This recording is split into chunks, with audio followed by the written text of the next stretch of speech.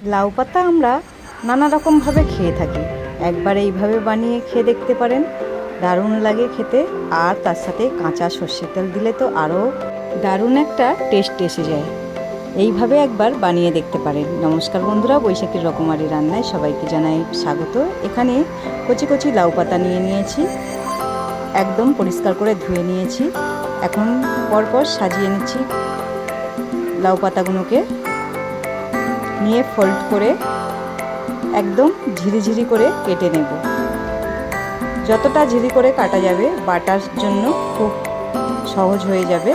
আর লাউ পাতার এই রেসিপিটা কেমন লাগছে বন্ধুরা কমেন্টে জানাবে, আর চ্যানেলটিকে সাবস্ক্রাইব করে পাশে থাকবে নতুন নতুন ভিডিও পেতে, আর লাইক ও শেয়ার করতে ভুলবে না।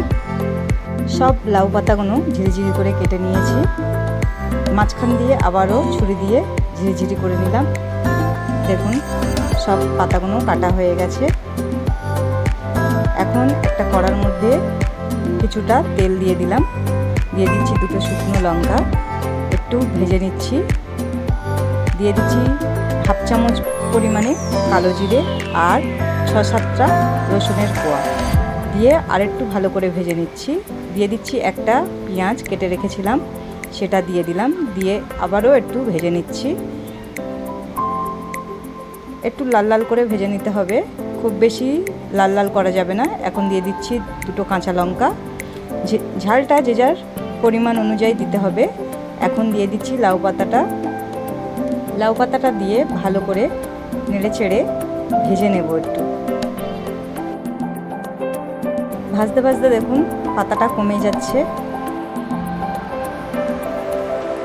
এখন দিয়ে দিচ্ছি পরিমাণ অনুযায়ী লবণ, দিয়ে আবারও একটু ভালো করে নেড়ে চেড়ে মিশিয়ে দিচ্ছি চারিদিকে।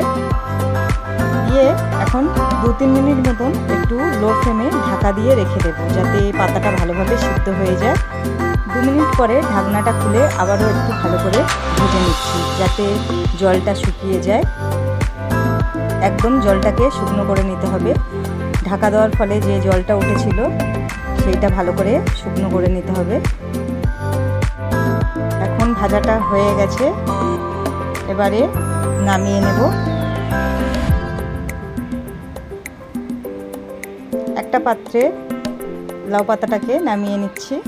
এই পাতা বাটা খেতে দারুণ লাগে, গরম ভাতের সাথে হলে তো আর কিছুই লাগবে না। এখন আমি শিলনোড়া নিয়ে নিয়েছি, শিলে বাটবো। শিলে বাটলে এটা বেশি ভালো হয়, বা মিক্সিং জারেও বেটে নেওয়া যায়, কিন্তু শিলে বাটলে বেশি টেস্টটাও হয় আর ভালোভাবে মিহি হয়। লাউ পাতার এই রেসিপিটা পেঁয়াজ রসুন ছাড়াও নিরামিষভাবে বানানো যায়, যে যার পছন্দ অনুযায়ী বানাতে পারো। আমি এখানে পেঁয়াজ রসুনটা দিয়েই বানালাম, আর চাইলে পেঁয়াজ রসুন বাদ দিতে পারো। বাটাটা হয়ে গেছে, এখন শিল থেকে বাটাটাকে তুলে নিচ্ছি। দেখুন কতটা মিহি হয়েছে, আর বেশি পাতলা হয়নি।